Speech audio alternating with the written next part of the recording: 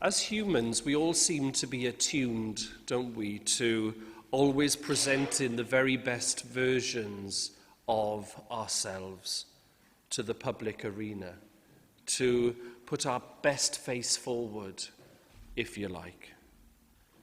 And so when someone comes up to us then and stops us and asks us the question, "How are you?" it tends to require nothing more than an "I'm fine, thank you." And so for all intensive purposes then, we do our very best to show that we're doing okay, that we we are thriving in the situations in which we find ourselves. Certainly that we're holding ourselves together in that whole work, family, social life balance. Everything is going quite well. If we said anything of the contrary to this, this could be seen as us having some sort of kink in the armour. Because the reality is that we don't often like to show people and admit to people what's really lurking under the surface, what's really going on, what it would really be like to answer that question, "How are you?" Perhaps we are not okay. Perhaps that we are struggling with something or other.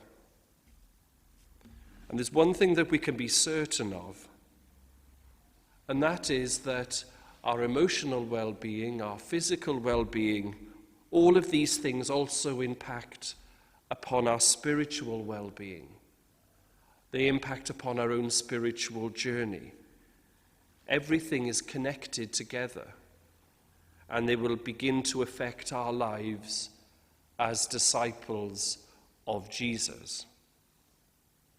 As much as we would like, these things can't be separated and compartmentalized.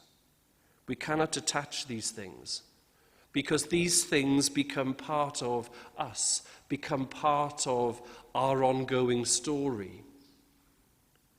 And so it's right that these are the things that we take hold of, and these are the things that we bring before the Lord, placing them before him. I think I say quite often that prayer of St. John the 23rd, "Lord, you can deal with it. This is your problem." Our first reading today then from the book of Ecclesiasticus presents to us a particular struggle which, if it's left untreated, if we don't deal with it and face it, will end up becoming something of a poison that seeps through us, a poison that will touch and destroy everything. It will affect our spiritual progress on the one level, all the way down to our relationships and our friendships at another level.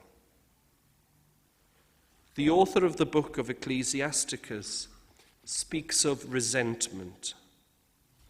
And he speaks of this resentment along with anger, which is a very close companion of resentment. They go together, don't they? Speaking of them as foul things. Quite strong language that's used, isn't it? Resentment is dangerous because it involves us holding on tightly to things, holding on tightly to situations, to injustices, to hurts, holding on to traumas perhaps, to anything, whatever the situations are. When we do find ourselves holding on tightly to this resentment, we soon discover that we begin to view the world through its lens. And as a consequence to this, what we end up doing is we begin to look at the world around us. We begin to look at our relationships as though we're looking through a dirty window. Nothing is quite as it should be. All we can see is blemishes, things in the way. as resentment then begins to develop and begins to take root within us, there is that selfish part of ourselves, what we would describe perhaps as the ego, which then begins to take over. And when the ego begins to take over, we stop hearing the voice of the Lord speak to us. In resentment, we become entrapped.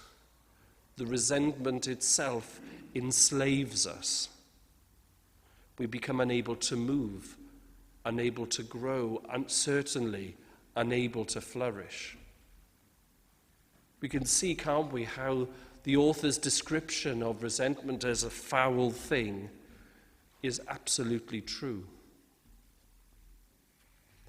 I was drawn to this portion of the reading in particular this week because I can relate very personally to the harbouring of resentment in my own life.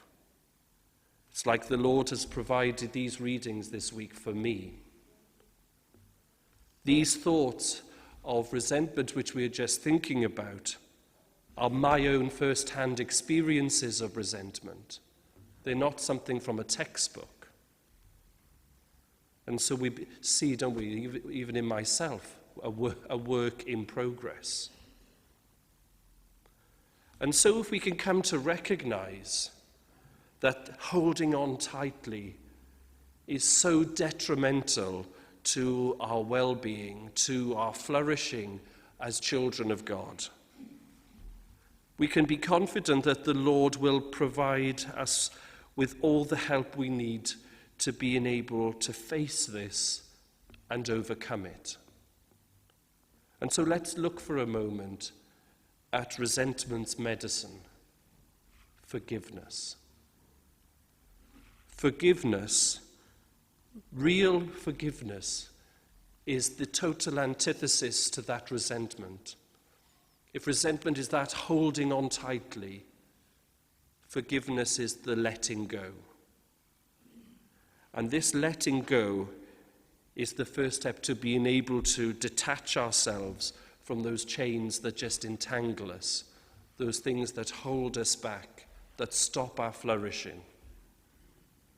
This letting go doesn't mean forgetting. I think one of the most unhelpful phrases in the English language is to forgive and forget, because that's not true. Nor does it mean that we have to allow things to go back to normal, to how things used to be, because that's also not appropriate often. Forgiveness, then, is something more.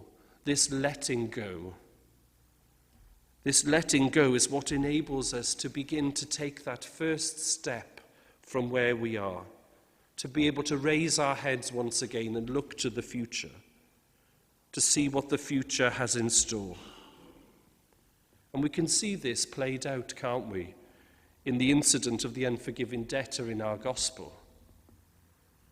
At the heart of the unforgiving debtor's problem is that he just can't let go. His master forgives him, and notice his use in the words, let him go, lets it go. But he's unable to do that. The unforgiving debtor is unable to share his own personal experience of forgiveness, of letting go to that person who is in debt to him. And if we're honest with ourselves, we can find ourselves like that unforgiving debtor. We can relate in a personal way to that interior struggle that we seem to have. And I know that this is where I am at the moment in myself, in my own ability to let go. The Lord uses these readings in our Sunday liturgy to present to us with the different areas of our lives for us to work on. The Lord continues to reveal himself to us, continues to speak to us through our own personal experiences. And I am not exempt from this either. I know that I gain strength and comfort from knowing that I am a work in progress, as long as I don't try to do things myself, as long as I continue to bring everything before him, place it before the altar, warts and all. In the Our Father of our Mass today, let us honestly pray for the gift of forgiveness, so that we may be able to truly let go. Amen.